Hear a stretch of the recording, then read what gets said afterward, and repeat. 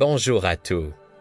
Aujourd'hui, on explore un sujet fascinant, les septembres dons du Saint-Esprit. Vous êtes prêts? C'est parti. Premier don, la sagesse. Ce n'est pas juste être malin, c'est voir le monde et notre vie avec les yeux de Dieu pour trouver le vrai bonheur. Ensuite, l'intelligence. Pas celle des livres, mais celle du cœur, qui nous aide à comprendre en profondeur les vérités de la foi, puis le conseil. C'est ce petit guide intérieur qui nous aide à faire les bons choix au quotidien, en accord avec la volonté de Dieu. Vient la force, elle nous donne le courage de rester fidèles à nos convictions, même quand c'est difficile. C'est une vraie force de caractère. La connaissance nous permet de percevoir la grandeur de Dieu dans la création et dans notre histoire. La piété, c'est cet amour filial pour Dieu, qui nous fait l'appeler Père avec confiance et tendresse. Et enfin, la crainte de Dieu, pas la peur, mais un immense respect qui nous éloigne du péché par amour pour lui. Voilà pour ce tour d'horizon rapide. Si le sujet vous intéresse, n'hésitez pas à laisser un commentaire et à vous abonner pour ne rien manquer. À très bientôt, salut à tous et bienvenue sur notre chaîne. Aujourd'hui, on plonge dans un sujet fascinant et essentiel pour la vie chrétienne, les septembres dons du Saint-Esprit. Vous vous êtes déjà demandé ce que sont exactement ces dons et comment ils peuvent transformer votre quotidien. Eh bien, vous êtes au bon endroit. On va explorer ensemble ces cadeaux incroyables que Dieu nous offre pour nous guider, nous fortifier et nous rapprocher de lui. Alors, installez-vous confortablement, ouvrez votre cœur et préparez-vous à être inspiré, c'est parti. Pour bien comprendre, il faut savoir que ces dons ne sont pas des soupasses magiques, mais plutôt des dispositions permanentes qui nous rendent dociles à suivre les inspirations de l'Esprit Saint. Ils sont infusés en nous au baptême et renforcés à la confirmation. Isaïe, au chapitre 11, en parle prophétiquement en décrivant le Messie sûr qui reposera l'Esprit du Seigneur. Et ces dons, ils sont pour nous tous. Commençons par le premier don, et non le moindre, la sagesse. Attention, on ne parle pas ici de la sagesse du monde, celle qu'on acquiert avec l'expérience ou les livres. La sagesse en tant que don de l'esprit, c'est bien plus profond. C'est la capacité de voir les choses comme Dieu les voit. C'est avoir un goût pour les choses de Dieu, de savourer sa présence et sa vérité. La sagesse nous aide à discerner ce qui est vraiment important dans la vie, à mettre de l'ordre dans nos priorités. Au lieu de courir après le succès, l'argent ou la reconnaissance, elle nous tourne vers ce qui a une valeur éternelle, l'amour, la charité, notre relation avec Dieu. C'est ce don qui nous fait dire, au fond de nous, Seigneur, que ta volonté soit faite. Pas la mienne, parce qu'on a compris que son plan est infiniment meilleur et plus aimant que le nôtre.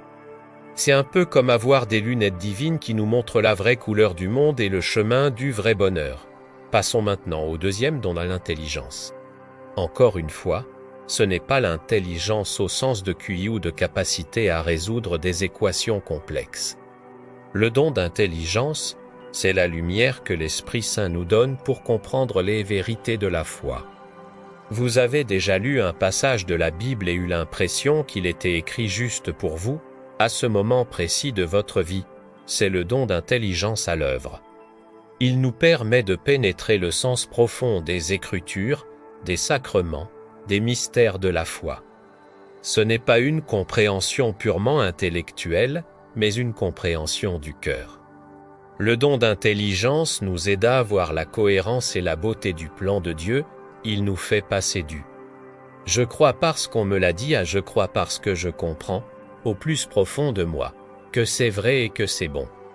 C'est ce qui nous fait nous émerveiller devant la profondeur de l'amour de Dieu manifesté dans le sacrifice de Jésus, par exemple.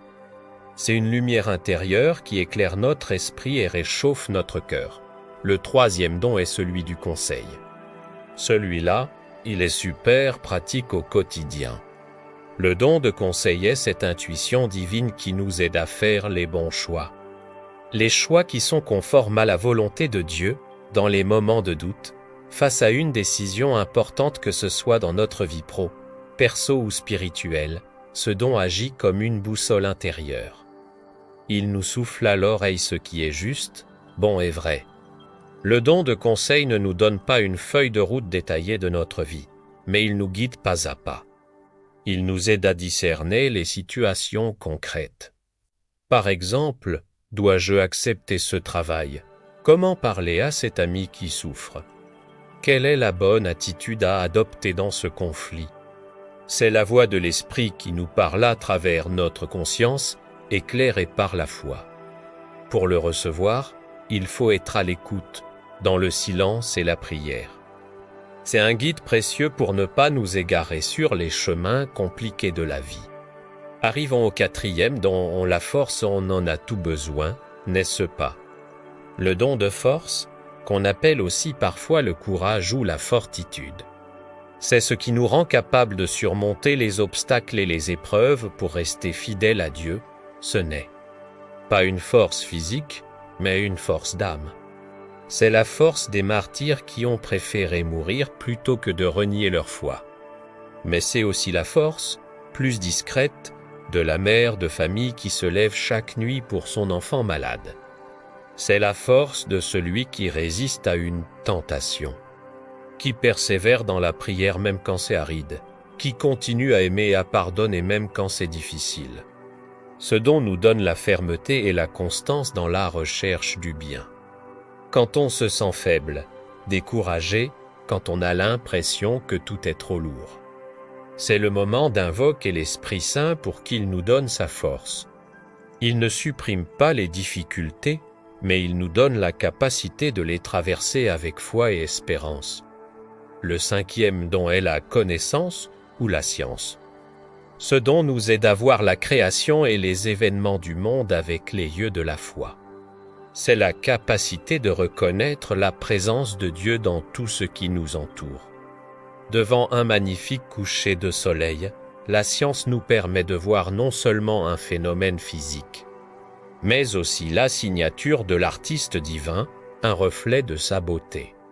Ce don nous aide aussi à juger droitement des choses créées. Il nous montre leur vraie valeur et leur juste place par rapport à Dieu. Il nous apprend à utiliser les biens de ce monde, l'argent, la technologie, nos talents pour la gloire de Dieu et le service des autres, sans en devenir esclaves.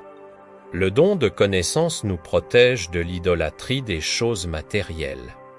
Il nous rappelle que tout vient de Dieu et doit retourner à Dieu est un don qui nous invite à la contemplation et à l'action de grâce pour toutes les merveilles de la création. Ensuite, nous avons le 6e don, la piété.